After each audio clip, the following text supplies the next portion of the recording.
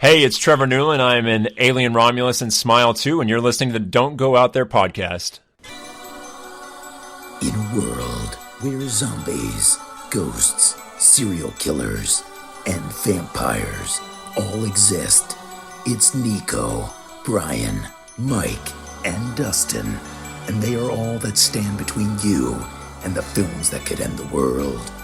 Welcome to the Don't Go Out There Horror Movie Podcast. Welcome back, everybody, to the Don't Go Out There Horror Movie Podcast. Just want to thank all of our fans and listeners. Really appreciate the support. You guys are awesome. Before we get into tonight's film review, just want to give a quick shout out to our website, don'tgoouthere.com. Everything about our podcast is on the website. All of our episodes and interviews, if you want to check those out. We've done some incredible interviews in the past. Go check them out there in a specific tab by themselves so you don't have to scroll through hundreds of episodes on Apple or Spotify, etc. We also have our store if you want to grab a shirt, a mouse pad, a hat, all that good stuff. We'd love to see your pictures, rep your favorite podcast. And Shan's Etsy page is also attached if you want to grab a tumbler. All of our social media links are on there as well. Facebook, Twitter, Instagram, YouTube, TikTok. Like us, subscribe us, follow us, all that good stuff. And the last thing I want to shout out on our website is our Patreon. We call it Blood Donors.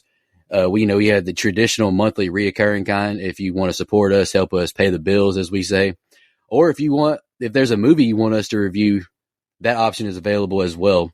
Just check out our website, don'tgoouthere.com. Also, if you haven't noticed, we've recently joined the Believe Network. So there's some ads on our program now. But if you want ad-free content, go check us out on Blood Donors. The ad-free episodes will be available there. We appreciate your support. We hope you enjoy the episode. All right, guys, let's get into the film review. We have no theme this month, just free picks, whatever you want to, what you've been jonesing for. And this is Brian's pick. He's up first. Brian, announce your pick. I went with Alien Romulus. And look, I've been pretty vocal. I love this fucking movie, almost all of it.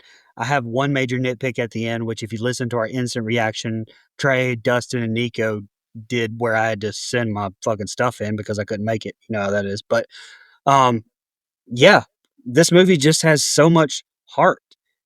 This almost for sure overtakes Aliens as my favorite film in the franchise. A franchise, by the way, that I've said only extends to 4 total movies, in my opinion, and that's still a fact, not an opinion. I think Fede Alvarez did the impossible, which is breathe more than just life into a franchise that has extended, shockingly, almost 50 years at this point. And that, in my opinion, Ridley Scott has helped to run into the ground. And hey, it's his franchise, whatever. But I'm not a Ridley Scott fan, really. So when he shut down Neil Blomkamp's Legacy sequel with Weaver set to return for those awful prequels, in my opinion, again, this was really just a... though. I mean, yeah. But this was really a breath of fresh air from Fede. Like, he added something arguably you don't see in this franchise, really, and that's, like I said, heart.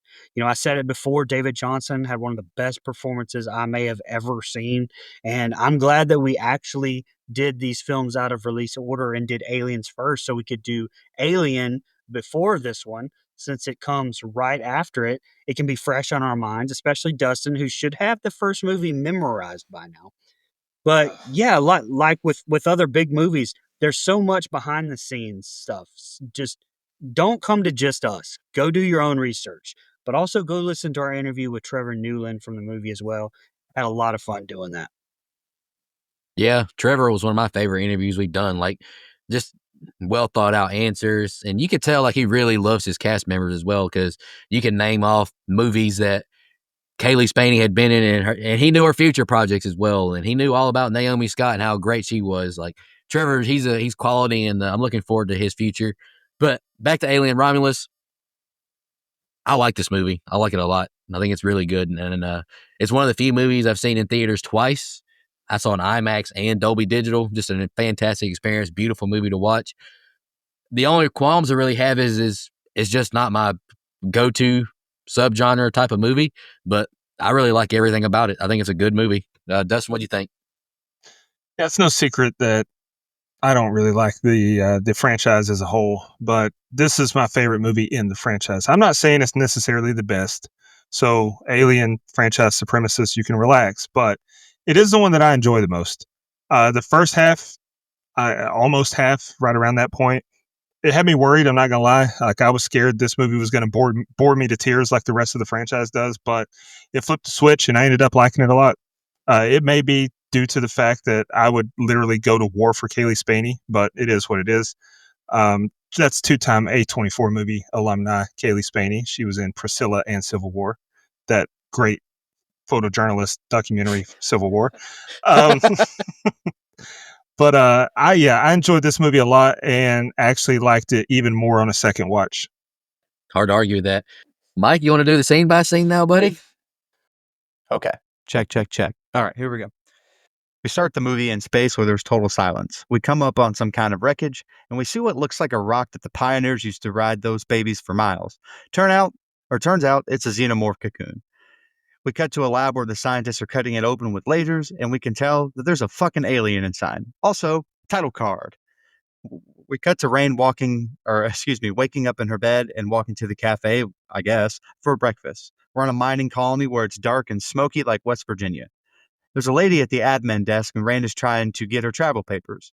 She wants to get out of there and go to Ivaga again. The lady tells her, fuck no, she's been too many times. We also find out her parents died a few cycles back. We see Rain save Andy with the machine bug thing behind his ear, and then we walk to meet the rest of the crew. They're coming up with a plan to leave on a different ship, and Rain is going with them. The crew takes off, and the Renaissance appears in two halves, Romulus and Remus, spinning in orbit. Rain looks out the window and says, is that? And Tyler nods, yeah, and it's awesome. And they're locked in and ready to dock. That's the first set of scene. What do you guys have?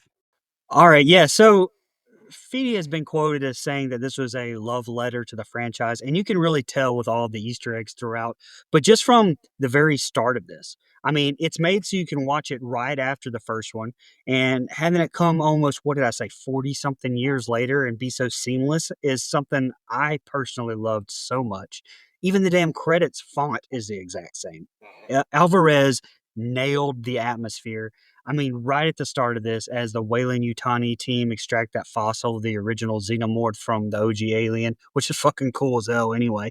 But they also use the same sound effect from the OG movie when Dallas is grabbed in that film, and it's overlaid into the audio of that laser that fires up, which kind of brings me to the effects, which, first of all, practical for the most part. Thank God. They look amazing. But Feedy actually sought out the special effects crew from Aliens to work on the creatures. Quote, physical sets, practical creatures, miniatures were used whenever possible to help ground later visual VFX work. And as far as the original Xenomorph, we pick up another cool little tidbit, just that shows the love and care put into it.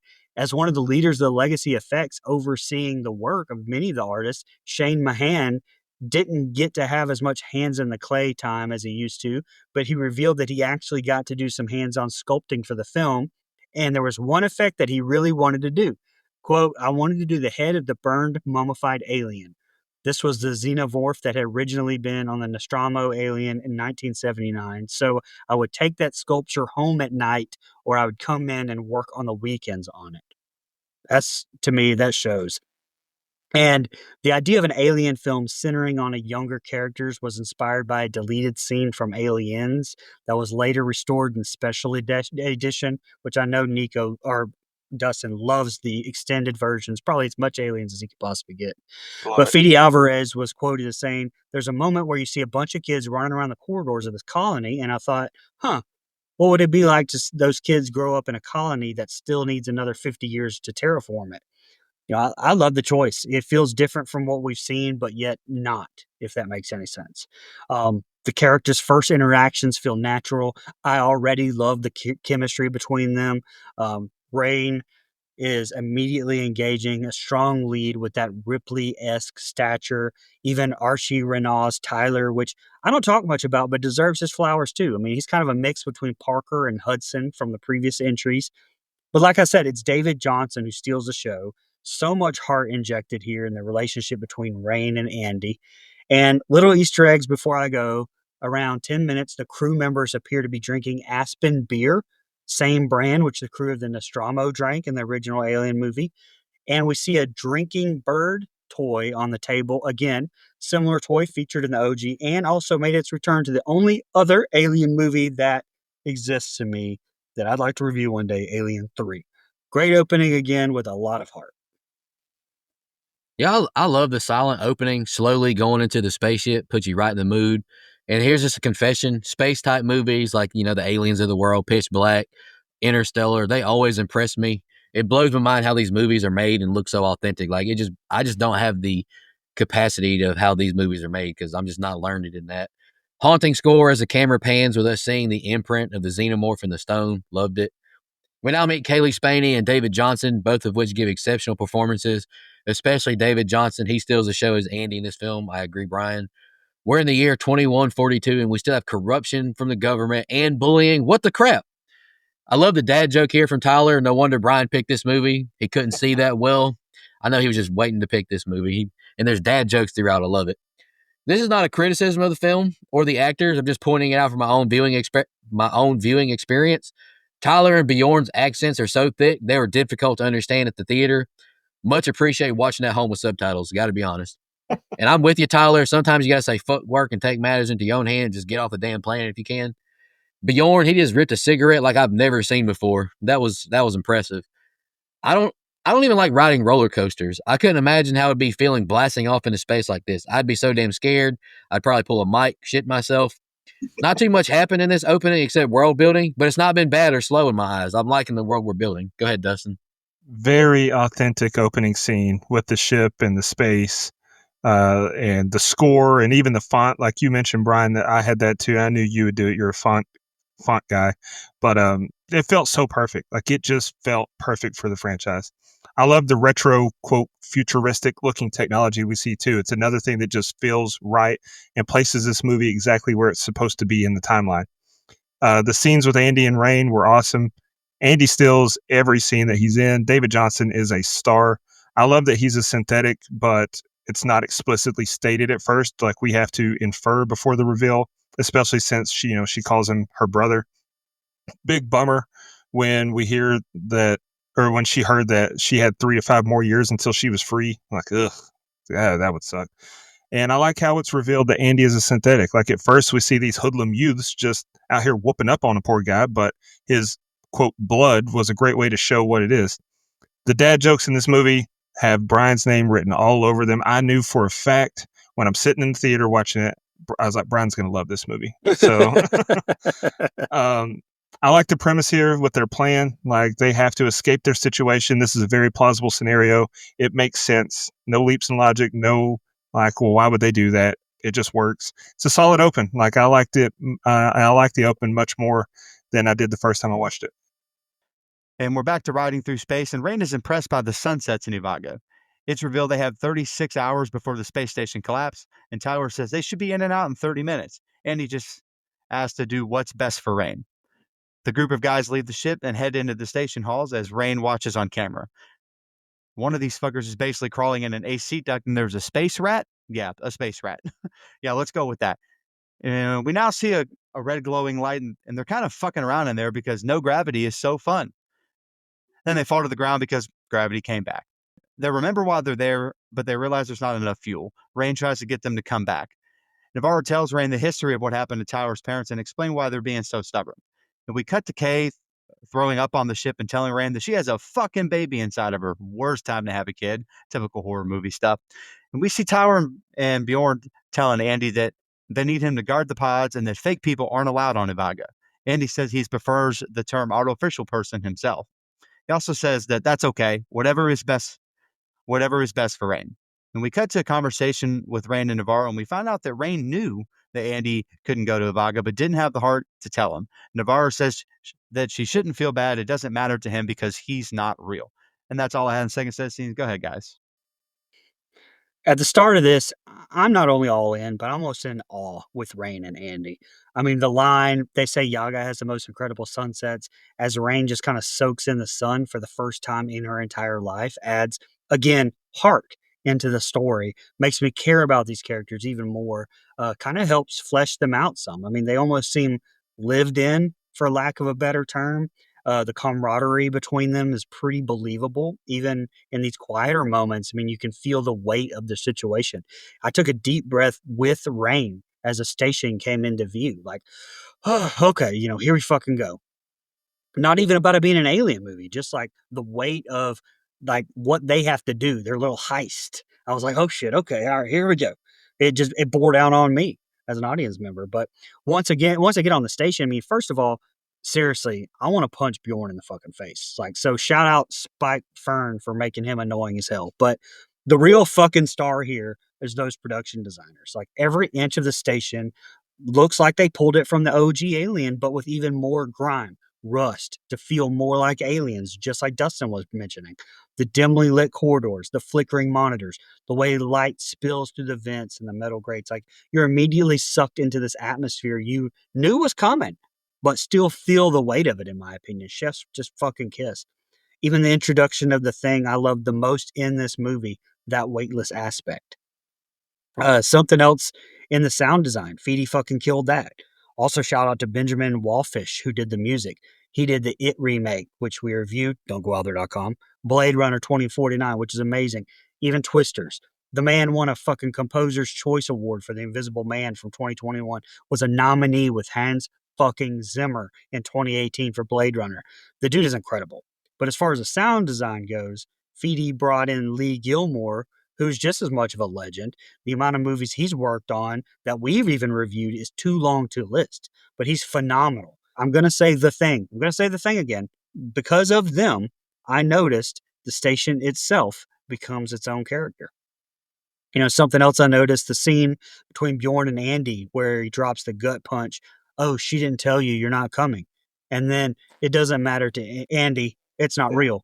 It's a raw, unsettling moment. I think it adds some emotional weight that, like I've been saying, you don't expect in an alien film. You know, the way that the camera just lingers on Rain's reaction to that, letting the silence stretch like just long enough, I think it's masterfully done. I'm not sure if it's the lighting or if both actors are just that good, but Kaylee and David, they have such sincere eyes in their exchange. Like you can both tell, like they both look like they about to cry. I thought it was very powerful between them two. Andy is the most vital part of this operation, and Bjorn keeps being a dick to him. Bro needs his ass whooped. Like, what are you being a dick to the nice guy for? The gravity generators are a nice touch to the film, and the claustrophobia is strong every time I watch a scene with folks crawling through such tight spaces. That's why, one of Dustin's favorite, The Descent, always gets to me. The scenes with no gravity are so awesome too. Good review talk, I know, but seeing these guys just floating through the room and all this stuff floating too, I just thought it was just a really cool viewing experience, especially like on the big screen in IMAX, Dolby Digital. It really hit different. These guys need to keep their heads on a swivel though. Falling once the gravity kicks back in, I know that hurt like hell.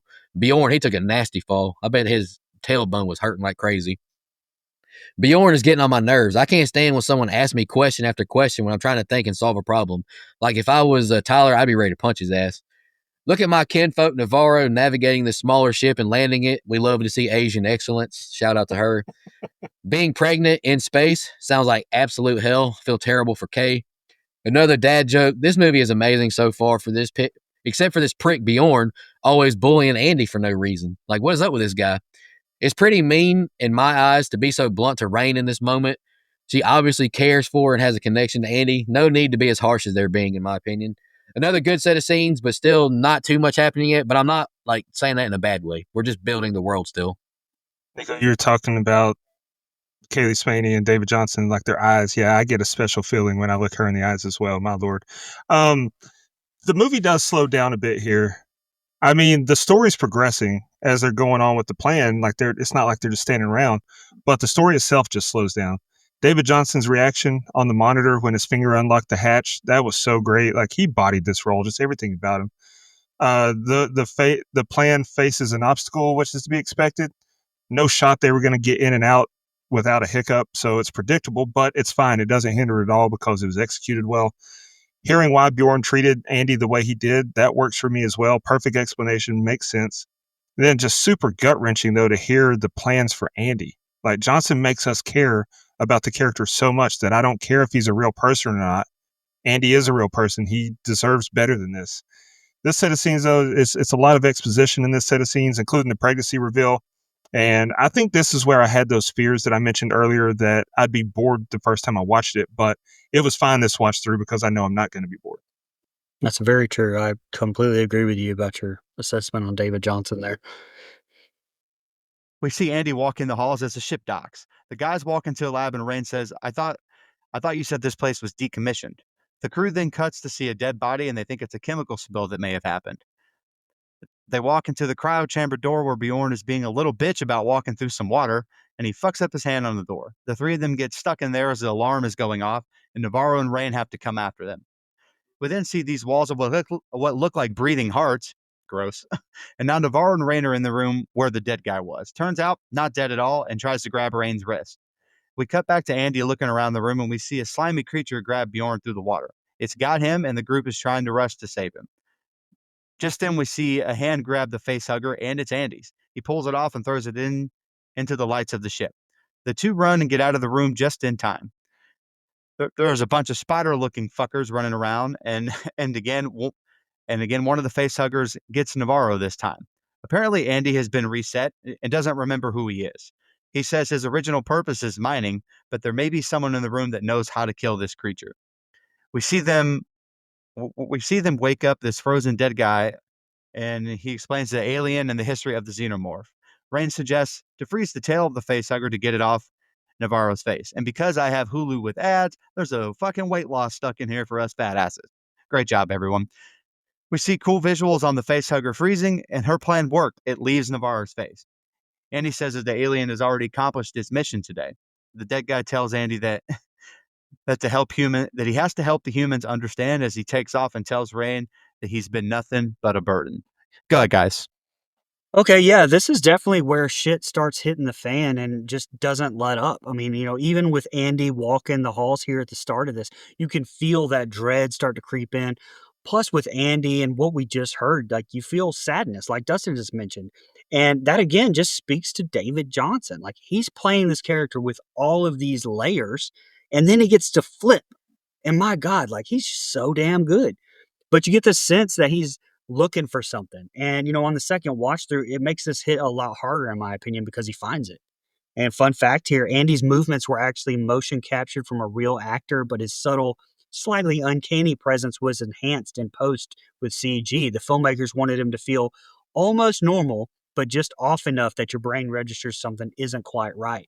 Alvarez cited Blade Runner 2049 as a reference for how Andy's presence was handled in real, but with that artificial weight. But then there's something in the water scene. just the just the damn visuals of all those huggers opening the door. Holy fucking shit. It's just balls to the wall tension. The way Feedy switches to handheld cameras when the shit starts to hit the fan and is, I think it's Bjorn who falls down here. But whenever Bjorn falls down, it makes you feel right there, like you're running with them. I thought it was beautiful. I think I said this during our Alien OG review, but here we get that first appearance of those green face huggers, which were supposed to appear in the original. But like I said then, when that film was made, the face hugger had a Caucasian flesh tone color and was supposed to be painted green. But O'Bannon argued how inventive the color was, so they decided to leave it unpainted. The original concept of the creature was then used here by Alvarez. Speaking of choice, and honestly, I'm going to be honest, it didn't look fucking green to me, but maybe it did to you. I don't know. But speaking of choices, Ash, I'm glad you guys watched the OG lately so you can kind of feel, no matter your feelings on it, at least the weight of the choice of bringing back Ash into the fold. Not only that, but a dead actor in Ian Holmes. Personally, I fucking love it. I think it looks fantastic. And as long as his movies as long as his family's getting paid for the rights, let's see more of this shit in movies. I'm all for it. But regardless, it was a controversial move, apparently. But what isn't nowadays? Alex Lothar plays him. And, it's like Myers in Halloween Kills. It could have felt gimmicky, but it didn't. Like, it's chilling in some ways. And yeah, the crew, and when I was talking about Myers, I meant the flashback, obviously. But as an audience, we know what happened. So Feedy is just playing with us. And is it going to be like Bishop or is it going to be like the OG Ash? Confusion, but mostly discomfort there. And I love it. Alvarez said that it wasn't just a nostalgic decision, but he wanted to explore the Weyland-Yutani legacy and its obsession with the xenomorph that we've seen throughout the series. Lothar had to match Holmes' subtle deliveries, and he absolutely killed it, I thought. The CG on his face was actually changed, even from the theater to this digital release. I read about it and actually really noticed it on this watch through as well. I don't know. It's kind of cool to know, also that the same alien from the original is the one that caused all the shit in the station that we find out here too. I don't know. It's kind of cool. And this hugger removal scene is the last thing I'll talk about, and I'll shut up. Was apparently Eileen Wu's favorite part of the sequence. Quote, "It's just that one profile shot, the freaking disgusting thing coming out of my body. The experience was nonetheless unpleasant, but the effects crew made sure that the facehugger prop was always drenched with lubricant during filming, and that was really disgusting. Someone had a bucket for me, and I would run in and have to spit out the lube and wash my mouth before we did the next take. Sounds awful, but also fucking awesome. So made me gag seeing it removed. Great job." Yeah, I would not want to do that scene. I'll just be honest. The film has officially picked up now, and I don't mean that in a bad way, but like the action is kicking in. Bjorn burns his hand on the cryo gas. The three men are locked in the cryo chamber, and it's never good when an alarm with red flashing lights are going off in a spaceship. In the theater, my first watch, this jump scare with the artificial person grabbing Rain scared the hell out of me. It's a great jump scare. It's 21:42, and it still takes a few minutes for technology to reboot. Give me a break. What are we doing? Come on, like this guy can't reboot instantly. These facehuggers are so terrifying, aren't they? And being stuck in this room, that's nightmare fuel. I think this scene is awesome. The tension, the red color, the genuine fear from everyone. I agree with you, Brian. It's like you're in there with them. I think it's a great scene. And honestly, I don't care if the facehugger is choking me. I'd rather die than have that critter deep throating me. Hot take here, but I still think Rook, Ian Holm, the callback is fun. I know a lot of diehards hated it, but it didn't bother me at all. It was familiar and I liked it. Valid reaction by Navarro upon waking up. I would have been freaking out even more than that, though, to be honest. And this is the last thing I got. Not many notes written down, but I'm really liking the movie. Just watching it, the action's picked up, the tension is setting in, and it's only going to get better. Go ahead, Dustin. Yeah, Andy grabbing Bjorn was an intense moment. Like it was shot in a way that made us think he had snapped, but he was saving him. I thought it was great. The ship is a wreck, though. See, the difference in me and characters in movies is that I would have made my exit post haste. Xenomorph would have never even smelled me. Wouldn't even know I was there. Um, the X-ray gun was awesome. I don't remember what I said, by the way. If I contradict myself from what I said in the instant reaction, so sorry, that was a different person. Because I think I had an issue with how they found it. But anyway, it's a great prop, and the way it was found was solid this time. It made sense. All those face huggers hatching, yeah, it's a nope for me. The tension is ramping up nicely here, and it's from an unseen threat to the crew. Like they don't know that there's trouble below the water until the threat was no longer unseen. What a scene this is. Incredible action, and the score just added to it in such a nice way. Andy's reprogramming finishing when it did was great too. That shot, the face hugger falling and getting snatched out of the air was just awesome. I love how it was shot. Andy's answer when Bjorn asked who he was hilarious. He's like, "I'm a synthetic. You guys call me Andy." Like that was just flawless delivery by Johnson as well. Awesome seeing Ash here. You know, for all its negatives, sometimes technology can be pretty cool. When they came up with the plan to try and freeze the tail, something that irritated me. Hey, we only have a limited supply of cryofuel, the thing we came here to get. So let me waste some of it by shooting it up into the air when I pick up the gun. Idiot. Yeah. Yeah. Idiots. 100% agree with that. It's not the same as when you pick up a drill and you pull the trigger a couple times. Like that's just dude's thing. But like shooting the gas up in the air, that's stupid. Andy having to confront Bjorn and try to stop Navarro from getting back to the ship was perfect, given what we heard about Bjorn earlier. Like it makes the tension between them great. And last thing I haven't mentioned until now, but I think I mentioned it on the instant reaction. An Asian with the last name Navarro is an interesting choice. Like that's like a Hispanic last name. So I don't know. That was it's just odd. It's just odd. Be like a white guy named Matumbo. You wouldn't think of that. But anyway, the story's moving along nicely. All right. You know what, Nico? Fuck those diehards, man. Ian Holmes being back is awesome. I liked it. I liked it a lot. We see the group run around the ship and looking for Navarro. They finally find Andy as he opens the door for them. He apologizes for not being able to stop them. We cut to Bjorn locking the others out and telling them that he can't do anything until she turns that psychopath off. Kay wants to know what's going on, and Navarro says that Andy's been glitchy. Okay. We see Navarro's body start to light up, and then boom, a chest explosion. Gay screams and we get a fucking xenomorph popping out of her chest with its nasty looking teeth. The ship sort of wipes out as it docks and the door closes. And when Rain says, "We need to go get them," and the tower said they had hours, as the PA speaker is counting down from T minus 45 minutes. Tower says, "We need to find a way to cross the Romulus module," and we see the spider facehuggers have made their way across. Then Officer Rook introduces himself to Andy. Andy says he only had one objective here, and Rook tells him that his upgrade came with a new objective: to finish their mission. Andy explains how the aliens tracked them, and they think that raising the room temperature would make them invisible. Tyler says it's all his fault, and Rain says, "Damn right it's your fault, Tyler," but also says it's everyone else's. We see Kay lying on the floor as the speaker keeps counting down. The room opens, and hopefully the body temp thing worked because there's a lot of fucking alien in that room. Bam! A dead body hanging jump scare. Got me, I'm not going to lie. We cut back to Kay walking through the seizure-giving tunnel by herself, and there's a breathing, gross-looking alien chest on the ceiling. Bjorn shows back up out of nowhere and tried to kill it, but all he did was piss it off, and he gets stabbed and killed for his troubles. The wall alien then turns into what looks like a vagina, and you fucking know it. Don't lie to me. Kay is over here fucking around, and we keep cutting to this awesome-ass xenomorph coming to life. We're back with the main three. They're on with Rain and the face-hugging spiders chasing them. It's T minus 30 minutes to impact, and we get a cool outside shot of the space station. Back to Kay rummaging around here, and she's stopped in her tracks by a drooling fucking alien on the grate above her. She narrowly avoids it and finally runs in to the rest of the crew, but she's trapped on the other side of the door. The airlock sequence here is pretty badass. The way it's shot by Feedy, it's handheld still, but never shaky just for the sake of it. I mean, it's very deliberate, if that makes sense. Alvarez actually had the cast run full speed through the set with practical smoke and flickering emergency lights to create that raw, like, we have no time to think kind of energy.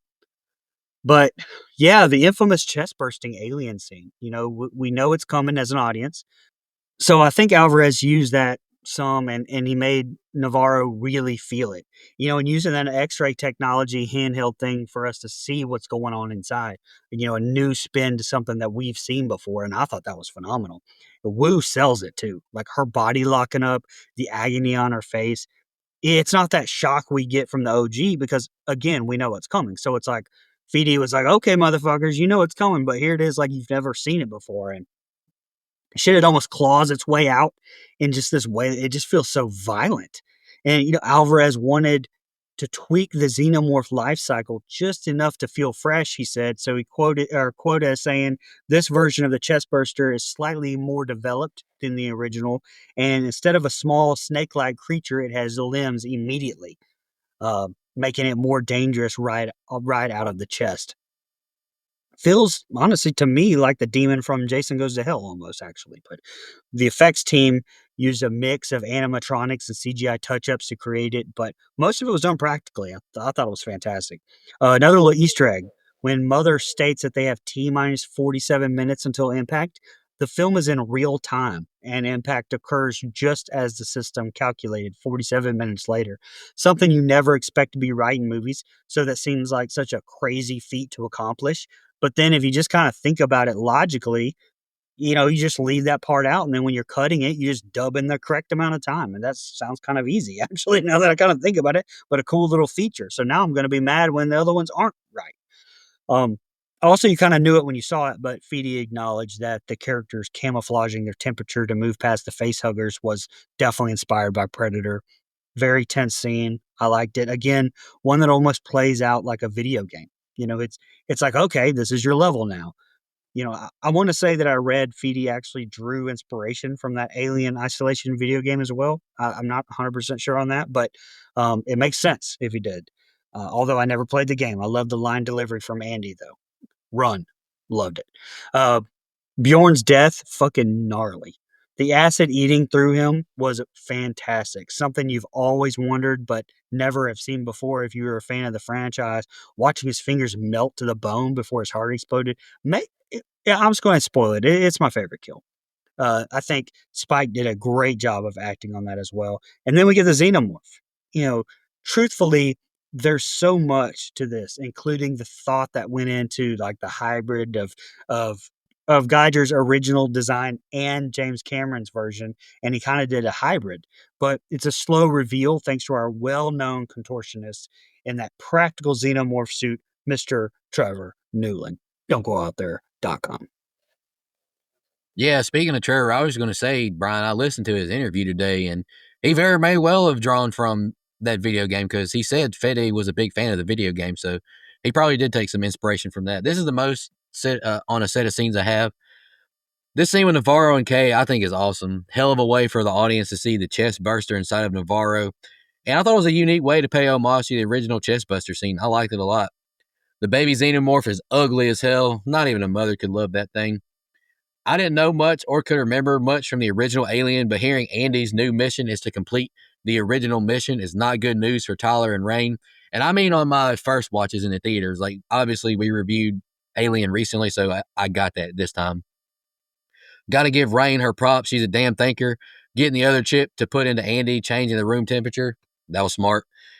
And I'm glad you didn't take this fun fact, Brian, but as the sneakerhead of the show, I must point out, Rain is seen wearing the Reebok Alien Stompers that Ripley wears in Aliens. I tried to get a pair, but they all got botted on the Reebok website, so I didn't get a pair, and I'm not paying resale.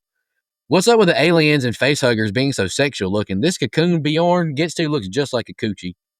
While it's not smart to just mess with anything you see and don't know, I appreciate Bjorn being in attack mode and zapping it with that electric thing. Like, I appreciated that. But like you mentioned, Brian, his dead looks horrific. It's my favorite as well. Stabbed by that claw, then having the acid dripped all over him and melting him away. God, that looked like it was painful. Kay has had a horrible trip so far, though, hasn't she? Pregnancy sickness and now stumbling down and falling from the second story. Damn, this girl. She has a terrible little bout in this movie. I love this scene with Andy telling them to run, like you mentioned.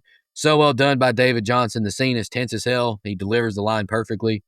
You can tell Rain is shocked by the change in Andy as well. She had great facial acting, showing her concern with his response to almost closing the door on them.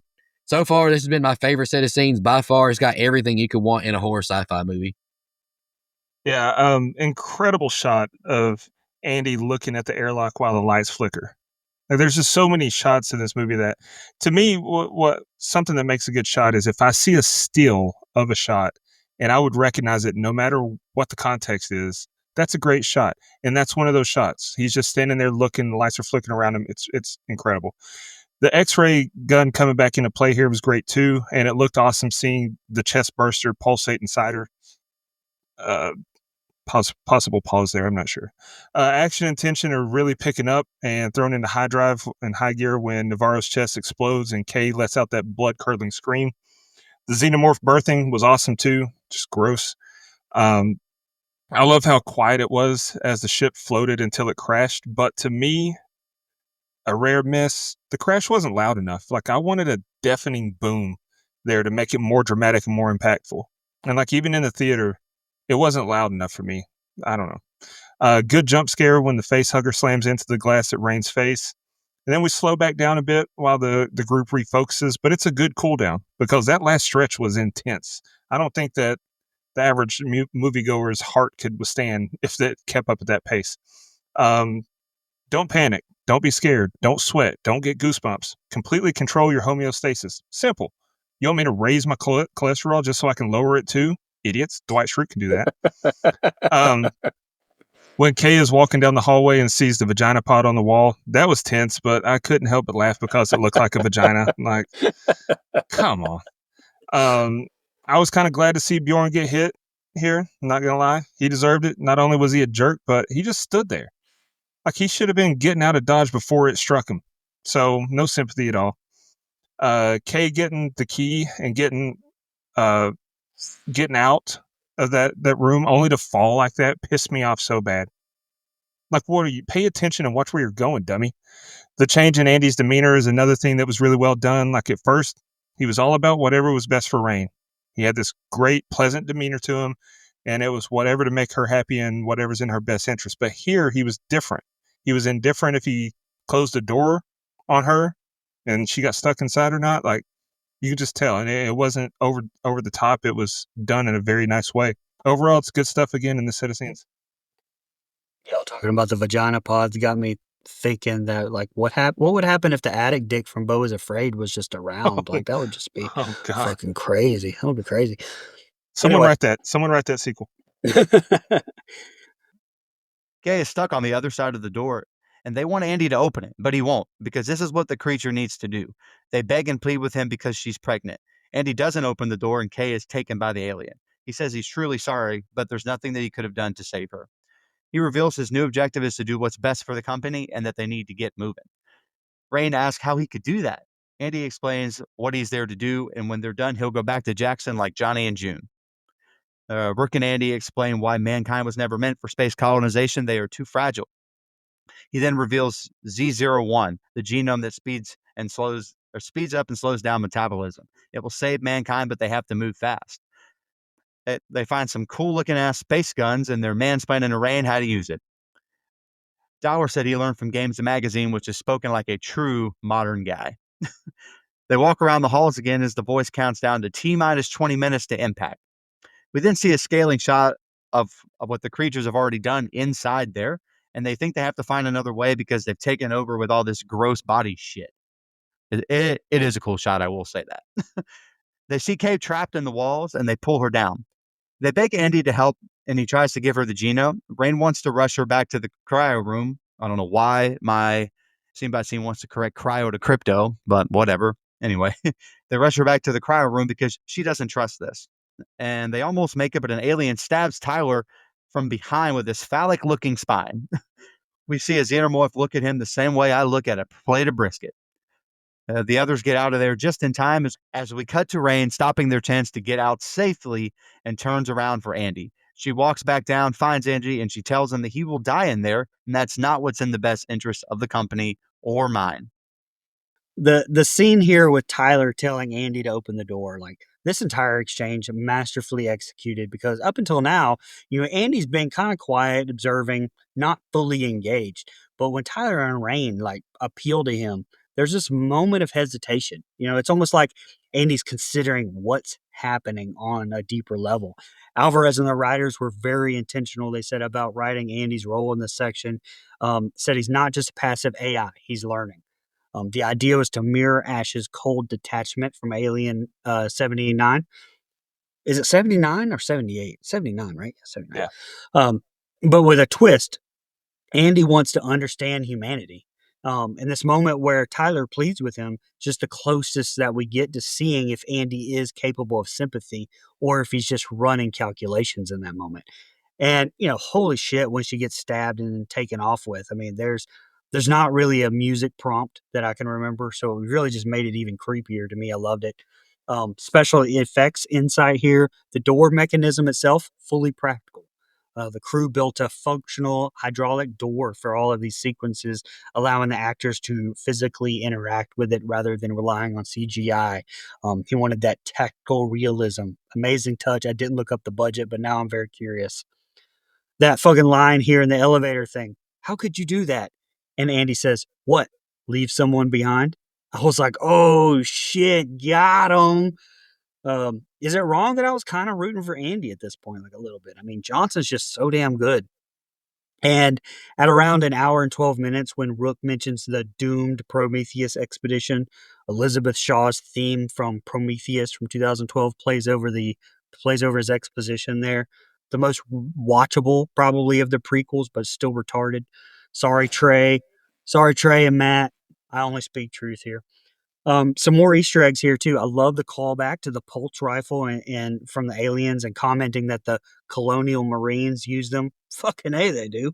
Um, Also, when Rain descends back down the elevator shaft to retrieve the injured Andy near the end here, her silhouette, posture, the whole thing perfectly matched that of Ripley when she enters the alien hive to find Newt at the end of Aliens 2. Or also, I guess I didn't want to throw off the diehards there by calling it Aliens 2. Um, After Rain provided Andy with his new instruction or directive, the saving sound from that game Alien Isolation could be heard. So again, I didn't play that, but I heard it was awesome, and that makes sense what you just said, Nico. Tyler being stabbed in the face was great effects as well. Can't say that if I was in that position with a gun, that I wouldn't have fired it. I mean, to hell with all that with all that, hell, I don't know, loved ones and all were involved, so maybe I wouldn't have. But then we get an awesome response to Andy's line when she tells Andy, "You will die in here," and that's not in the best interest of the company or mine. I loved it. This line was actually inspired by a deleted scene from Alien from '79, from the OG, where Ripley tries to manipulate Ash into helping her. Alvarez wanted to explore the idea that, like, unlike Ripley, Rain knows how to play the company's game. She understands that logic, not emotion, is the only way to reach Andy. Andy, he's coming across like an asshole right now, right? But I think he's just locked into protecting himself and the better interest of the company. Finally get our first appearance of the Xenomorph, and it's a hell of a debut. More great facial acting from Kaylee seeing the Xenomorph behind Kay and it snatching her. These lines are so much more haunting after reviewing Alien recently. Objective one for Rain and Tyler is getting that module out of him. Like, they got to get the nice guy back. More good review talk here, but these guns look cool as hell. I'd like to have one. When Rain asked how he learned all this, I would have died laughing if he said YouTube. Like, I know that would have been very out of place, but I would have laughed my ass off if he would have said YouTube, TikTok, something like that. This, excuse me, this hallway of victims trapped in cocoons and facehugger exoskeletons, that's horrifying. What a miserable way to die being trapped there. I feel bad for these folks. You finally find Kay, you make a plan to get to safety, and this goddamn xenomorph decided to show up and make life worse again. Honorable death by Tyler sacrificing himself to save Rain. The xenomorph said, "Fuck around and find out, though. Don't ask me if that's all I got. You're gonna get a spike tongue to your face." And I wrote, "Fuck, Kay, why did you take that shot? You could have made it to the cryopod and lived without taking whatever that freaking shot is." Goodness. And Rain, this is the last thing I got, definitely loves Andy like a brother. I thought those two actors had great chemistry. Another good set of scenes. Go ahead, Dustin. Yeah, great tension again as Andy refuses to open the door and again shows his changes. And it's revealed nicely when he says that he has a new directive. Really good scene there. New directive means we have more stakes added to the story and we build on our new plan. Andy being so cold and blunt now and Rain's reaction to it was very well done and believable. Great acting from both involved. Seeing the tunnel and the magnitude was insane. But I gotta say, look, I love the look of the movie most of the time because it feels like a throwback. It feels like the old Alien and Aliens. But that particular part could have benefited from better lighting to me. Like, I wanted to see it more clearly, what I was looking at. Horrific scene as they see all the bodies trapped along the tunnel. Then it's heartwarming that they found Kay, but sometimes you got to cut your losses. Like, she distracted Rain, which got Tyler killed, and then it also made the whole situation more dangerous. Like, the xenomorphs were right there, and they were coming. And then they could have all been out of there. And Kay, it was all for naught. She didn't stick to the plan at all. She took that shot, like Nico said. Like, it's just a loss all around. You got to cut your losses. Kay should have just been left behind. That's all I had here. We see Rain pull this chip thing out of Andy, and the old him comes back to life as the intercom reminds us we have 10 minutes until impact. Andy and Rain both apologize to each other. They're asking Rook for help, but he can't risk the compound and jeopardize humanity, as it looks like Andy and Rain are stuck and left behind. We see Rook talking to Kay about her trying to get the genome back and save everyone. Rain wants to hear one of Andy's jokes, and it's just as awful as the dad jokes that Brian puts in our chats. Then they turn off the gravity generator. All of a sudden, Rain becomes Lee Harvey Oswald and is perfect with a gun. She's shooting aliens left and right while floating around in the air. They can't use the elevator without gravity as they float through the shaft. Pause. There's another xenomorph after them, and Rain almost makes it to Andy when gravity comes back and a badass shot of her falling right into the tail of the xenomorph. Andy is also apparently Superman because he stops the elevator from falling. It looks like the xenomorph is about to eat Rain, but Andy comes falling down to save the day. He shoots the fuck out of that alien and tells it to get off her, you bitch. The group gets out of there just in time to avoid impact as we see the station destruct outside the window. The Rook tried to get them to follow command, but they turn him off and decide to autopilot.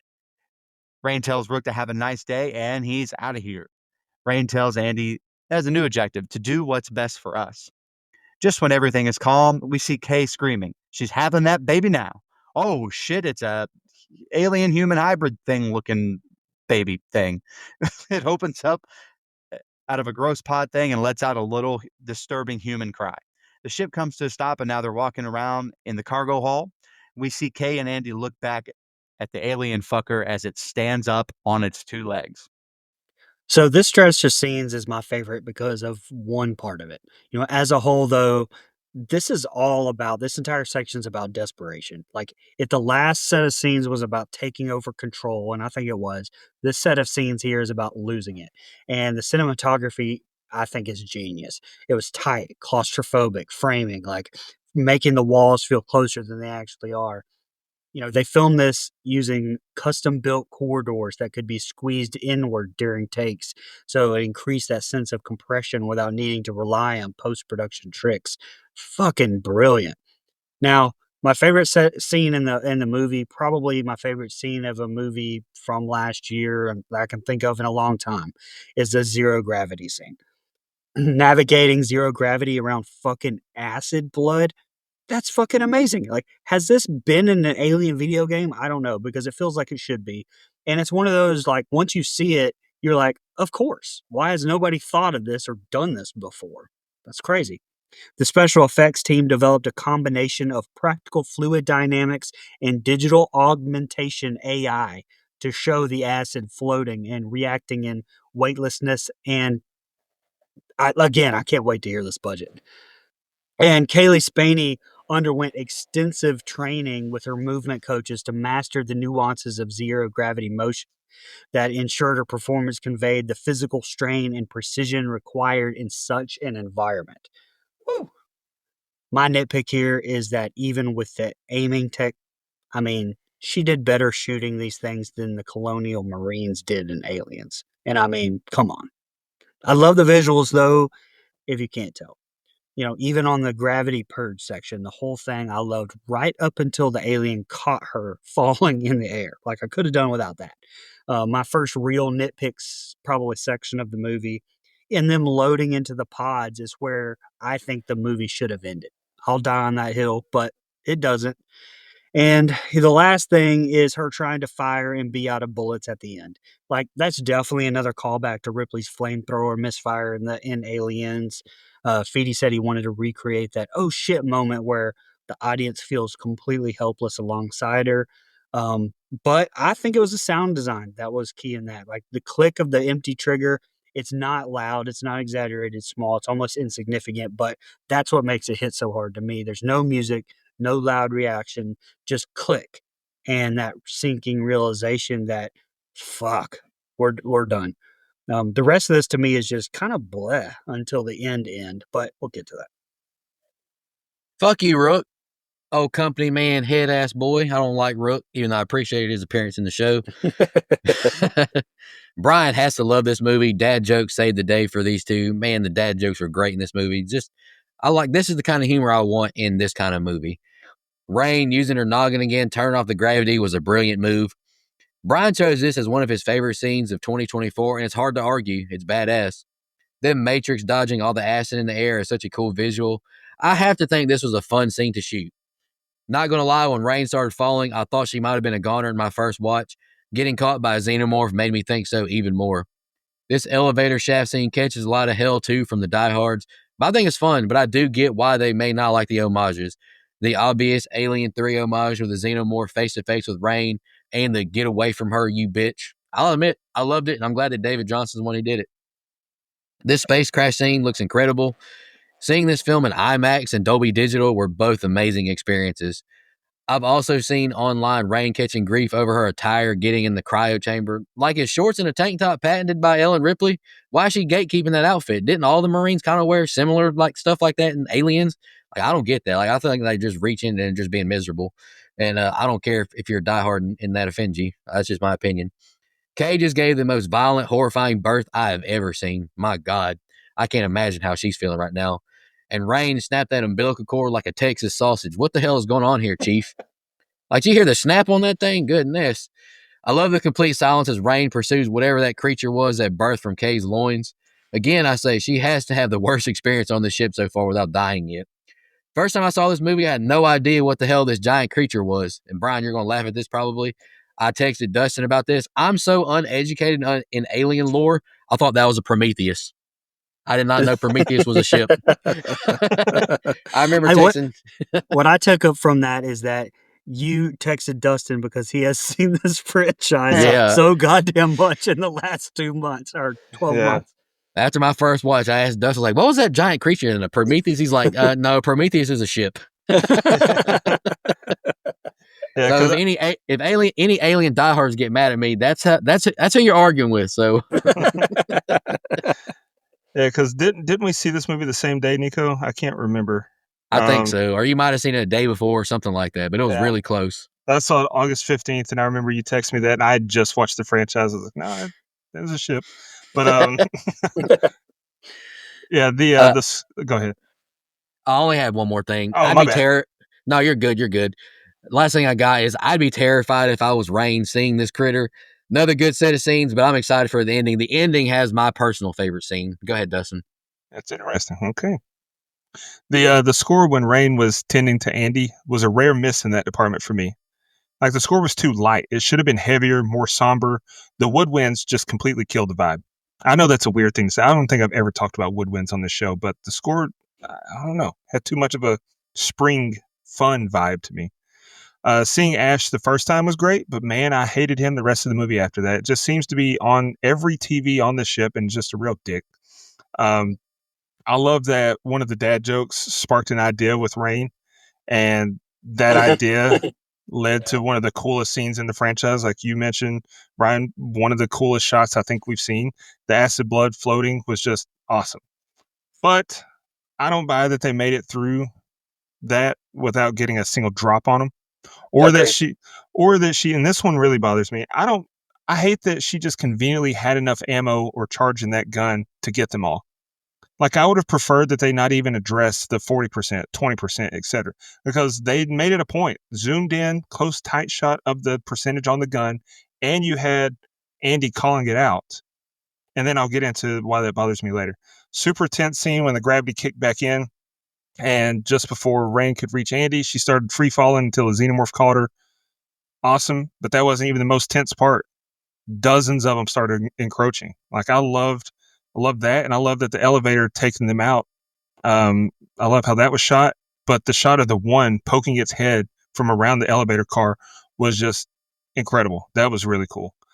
And then again, Andy saving this is what I was talking about. Andy saving the day was great, but 20% left on that gun is the last number we heard.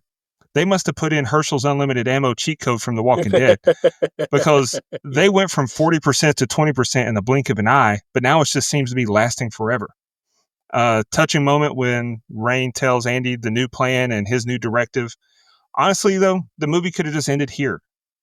But Yes. just like in Alien, we have to have that one last act in the pod chamber. And the birthing scene was gross and tense, though, so I'm not saying it was bad. I just feel like the movie was sufficient. The story was sufficiently told without the rest of what we get here. Great shot of the offspring above Rain as she's searching for it. She's unaware. It's right above her head. Heart pounding scene when the offspring approaches Andy and Kay and then swipes at Andy. And now this gun doesn't work. Like, it should have been the other one that didn't work well before now. So this one not working when she pulls the trigger just really pissed me off. But I'm ready. I'm ready for the finish. You know what? I can completely get on board with that, man. I completely actually agree with that. All right, this is the final set of scenes here. As the alien stands up and creeps towards him, it already killed Kay, and Andy is oozing out of his mouth. It comes after Rain, and she shoots it with a freeze gun, I think. We got a shot of Rain's cheeks, just saying, as she's running away. She goes to put on the spacesuit and heads down to the cargo hatch. She's laying on the ground, and as the ooze genome explodes, it's all planned. The bottom of the ship falls out, and she grabs on to the rope wire thing, and the alien hybrid falls out. She yells, "Die, motherfucker," and she takes off in the ship, saving the day. She tells Rains, "I will fix you," and they ride off into space. All right, the ending here. Again, not to beat a dead horse, but I'm just not a fan of the human xenomorph hybrid here, the Prometheus. My my thoughts from the instant reaction are still the same. Regardless, the idea from the final monster in the film was derived from a letter writer Dan O'Bannon sent designer H.R. Geiger during production of the original film. To quote the letter, the alien third mature phase, having left its victim, the alien promptly grows to man-sized, whereupon it is terrifically dangerous. It is very mobile, strong. It feeds on human flesh. This creature should be a profane abomination, and our producers have suggested that something resembling an oversized, deformed baby might be, I love this part, sufficiently loathsome. So, in any event, we wish you to feel free to create your own design. And to that point, the human xenomorph hybrid here at the end is deliberately styled to resemble, listen to this, Nico, the engineer at the start of Prometheus. So you were close. Very See, nice. I knew what I was talking about. There you go. Creating a bridge between the two designs. Man, fuck Prometheus, but that's my thoughts. What do I know? But I'm glad it's not a happy ending, though. You know, it's more of one of kind of uncertainty. But I will die on the hill that the entire last part with the hybrid wasn't needed at all. I'm kind of excited to hear what Nico thinks about or what his favorite part was. Let me clarify that statement. There's one specific spot that I really like. I don't know if it's my whole favorite scene, but let me explain it. But let me say this first. This is a nitpick I remember discussing. The room is so cold. Computer monitors are freezing instantly. It's pretty convenient. Rain made into that suit just in the nick of time. Like, I feel like flesh would freeze faster than computer monitors, but that's just me. It's not cringy, but is it necessary for Rain to count all the levers she has to pull as well? I don't know. It's like 1, 2. It's like, you count out loud. What are you, toddler? But anywho, this is one of my favorite scenes of the movie, this specific moment, the sound going completely silent with Rain hanging onto the winch. I thought it was just an awesome moment. And with the Offspring jump scare and her closing line, die, motherfucker, I loved that part. It was so beautiful to see in IMAX and Dolby Digital. The whole theater was shaking. I loved how silent it went. Now, like we mentioned also in Aliens, I believe at the end, it's hard for me to believe she's able to pull herself back up into the ship with Space Force suction unless there's no gravity or something and I missed that. I don't know, but pulling yourself back into a ship, I feel like that'd be pretty hard. And this is the last thing I got. Nice ending with our brother and sister flying off into space at the end. It may be bleak, but I thought it was a good ending. This is the least amount that I have, just because, like I said last time, I think that the movie could have ended already. So I just put that it's a decent enough final showdown here. I mean, it's got drama, action, cat and mouse game. It's pretty good. And there's great looking effects as the Offspring's face melts. But, you know, that's all I got. It's a decent ending. I like the movie. It's just unnecessary, the final part. I like that Offspring thing. I thought it was interesting. I'd never seen anything like it. I liked it. I thought it was fine. Let's jump into social media comments and questions. I'll knock out Instagram first. Speaking of Matt Sears, he commented, love this film. Top 3 in the franchise for me. Top 2 for me, brother. Kaylee Spaney as Rain was wonderful, and David Johnson as Andy was award worthy, in my opinion. Dude crushed the role. I liked Alvarez's choice to show us a world mid terraform and how bad that would be. Original idea for sure. The acid floating scene in Zero G was cool. Dislikes were the CGI Ian Holm and whatever the hell that thing was at the end. Best line, Andy. All right, new plan. Can you manage yourself with a gun? Tyler, yes, I fucking can. 9 out of 10 from him. Our optional 13th ghost, who continues to have one of the best Instagram usernames. Anti-gravity scene with Chef's Kiss. Honestly, so glad it wasn't spoiled in the trailer at all. Fairly solid tension overall, but I just wish the main cast, aside from Spaney and Johnson, were treated with a bit more care like in some of the previous entries versus just making them seem like inconsequential cannon fodder. I don't really have connection with the first movie, though. I don't really think anybody is that special in that movie except Ripley. And it took her an hour of the movie to become special, really. I was going to say, I think Aliens is when that really kicks into gear. I mean, you have connection with like everybody, but yeah, I get what he's saying. No, yeah, for sure. Like I like Aliens cast too. Like I think all of them are great. The Marines, they're like Vasquez. I mean, she's still doing cons, and people are like little kids are dressing up as her. All right, last thing from Sean the Glee Man. I feel bad for him. He just gave his thoughts and got actually twice. Good movie, but the Ash return makes a fairly significant plot hole in the original. Still the best one we've had in years. Then Matt and Optional 13 Ghost said it isn't Ash, it is just an android of the same model. I would agree that I wasn't a huge fan of the Ian Holm likeness, though. That's fair, but man, my guy Sean got actually twice in 4K too, like for everyone to see. Y'all got any? Or Dustin, you got Twitter X pulled up? Yeah, I got X pulled up here. That guy, Millhouse14108, said, "What a great jolt of energy back into the franchise. David Johnson's acting was only matched by the elite visuals throughout. Final fight scene with Rain and the Xenomorph is peak cinematography. Audibly said, wow, on my first viewing. Great pick. 8.5 out of 10. Love the show, fellas. Appreciate that." Adam Berg said, "This is my second favorite in the Alien franchise. Would be my sixth favorite if we were ranking together the Alien and Predator franchises. I'm obviously more a fan of Predator movies myself. Would love to hear you guys ranking all of the Alien and Predator movies one day. And to that, I say, please God, no. Birthday bonus. At least not for a couple years, man. I cannot watch all the Alien movies again. You don't have to watch them again. You got them memorized. No, CTE. That's all I'm gonna say. Well, then it'll be like you're watching it all new again. Yeah, and just watching something that you know you're gonna hate all over again. Last one we got. I saved this one for last because it's funny. Randy Smith said, "Second best in the whole franchise, only behind the original. I know y'all don't love the original." But then he said, "P.S. A24 still sucks, and go effing dogs. I heard those shots at me." And he's referring to the episode that we dropped today, Nico and I's instant reaction from Death of Unicorn, Locked, and The Woman in the Yard. Those were not shots, Randy. I was just saying how great A24 is. I even gave you a go, dogs. Come on, brother. I said fuck dogs because I'm still salty about the Orange Bowl. Yeah, no, I feel you. Whooped our shit. There's nothing on the Book of Faces. No, fuck them guys. Y'all don't want to comment? I'm just kidding. We weren't planning on going today. We actually went a day earlier, so maybe questions will pour in tomorrow. I'll do the budget real quick. Then you guys can do any fun facts if you have any. Per IMDb, it was an estimated $80 million budget. But anywho, the gross worldwide was $350 million, 865, 350, 865, 342. A lot of money. They made a lot of money. Yeah, they did. All the monies. Deserved more because this was a good one. Only have 3 trivias there, or Dustin? I got a handful. And I'll be honest, you were in your bag with the fun facts tonight. So if I said if I say any that you have said, I apologize. You'll have to cut it or leave it in. It doesn't matter. They can hear it twice. This movie was originally scheduled to be released on Hulu, but it switched to a theatrical release in June of 23. That's crazy. Alvarez's original idea was to produce it in secret with an entirely different title so that the first audiences wouldn't even know that this was an Alien movie until they were actually watching it. This didn't happen probably because it would have made it impossible to market the film as a new installment in a popular franchise.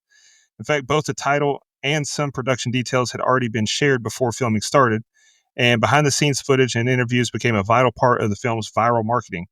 That is interesting to think about. Like, well, you know what that reminds me of? That reminds me of Prey. Prey, yeah. It was Predator, and I didn't have any clue it was Predator. And maybe you guys did, but I thought that came out of nowhere. Yeah, no, that's a good point. This one I thought was funny, and I think that you're going to like this one, Brian. At the film's premiere in Los Angeles, Sir Ridley Scott told The Hollywood Reporter that when Alvarez showed him the movie for the first time, I was hugely relieved that it was potentially a huge film, and I just said, "You don't have to take a note, but I'll tell you what I think."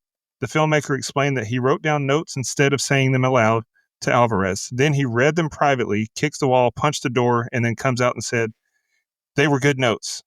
Okay, that's not the part. This is the part. Scott made a suggestion to cut down the film, noting directors tend to make it too long. It was long. This motherfucker. Right. It was long, so you don't want to lose your dynamic. The dynamics in this kind of movie are everything, and he had so much going on. He didn't need so much. What? Pot meat Kelly? What are you talking about here? Ridley Scott movies are the most teeth-pulling experiences on Earth for the most part.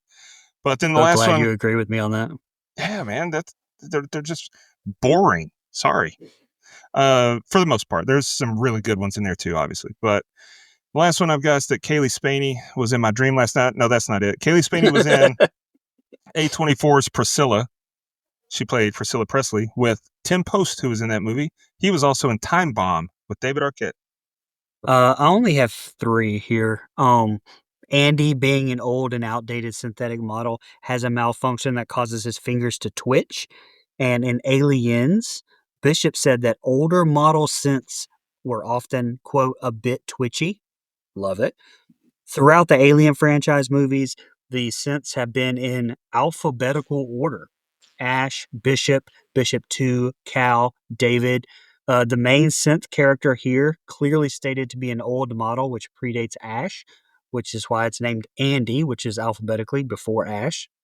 And we just went over the budget, but it's the most profitable Alien film since James Cameron's Aliens. Huh. Yeah, fuck you, Ridley Scott.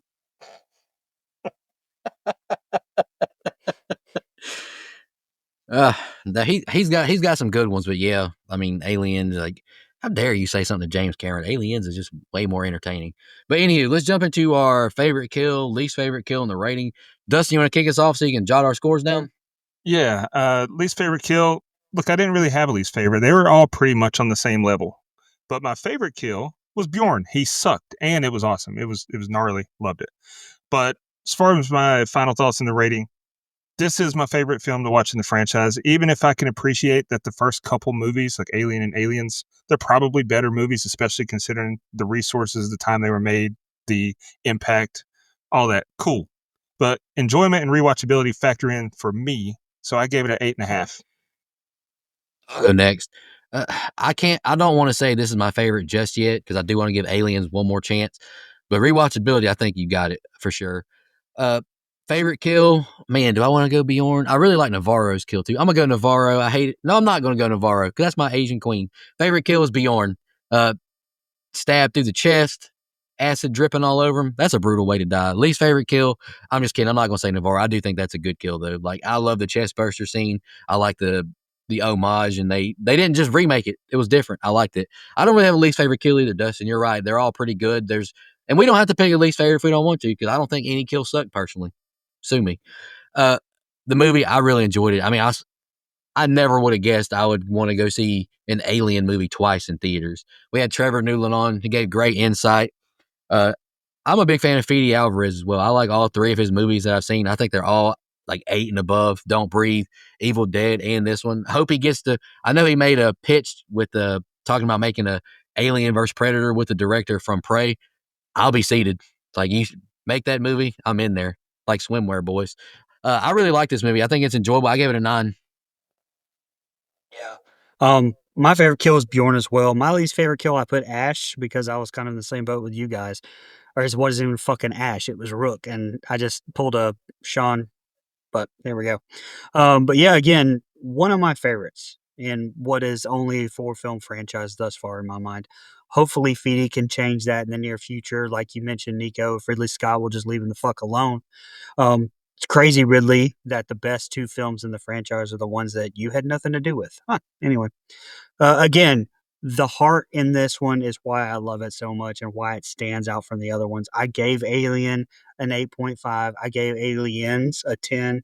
Yeah, probably could go back and lower that a little bit. Despite my feelings about the third act here, I feel like I've almost painted myself into a corner here with saying that I like it as much as Aliens, but I can't rate it any different. I can't rate it a 10, honestly. I can't do it. So my Alien scores are all fucked up, but I'm giving this one a 9.25. You definitely absolutely can do that if you wanted to. I mean, I because but that's not how business is done, motherfucker. That's not how business is done. That's good. But I was going to say that, your rating on the movie doesn't have to just be how much you like it. Like, that's why I rated Alien and Aliens.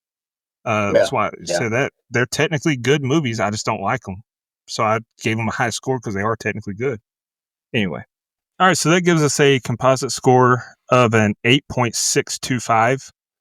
IMDb has it as 7.1. Letterboxd 3.6. And Rotten Tomatoes, 80%, so we're a little higher than everyone else. Not by much, but we're the experts. What do they know? You damn right. I'm going to shout out our blood donors, and then Mike can announce his pick for next week. Blood donors, I really appreciate y'all. I gave away a lot of digital codes to our blood donors online. Sorry for any issues. I want to smack some of these little universals around because they trying me, but we got that resolved. Anywho, blood donors, camper level reoccurring Nina, the Horror Movie Crew podcast, Michelle Mirza and Steve Schmidt, camp counselor reoccurring Edwin Hernandez Gunn, Joe Swinford, Adrian Aiello, Brian Samick, Andrew Ferguson, Brooke Maley, Heather Superdoc, Jennifer Davis from Too Close to Home Pod, Dana Tucker, Cole McAlexander, Max K, Madison Arzola, and Casey Smith. Really appreciate y'all for the donations. It means a lot to us. helps take a huge burden off of us. We really appreciate it. All That's right, right. guys, we'll be back next week. We're going to be taking on the very meta Behind the Mask, The Rise of Leslie Vernon. I'm excited to hear what you guys think about that one, and we'll be back next week. Jason lives. Thank you so much, everybody. I'll see you next week. And in the meantime, take care of yourself. Just want to remind everybody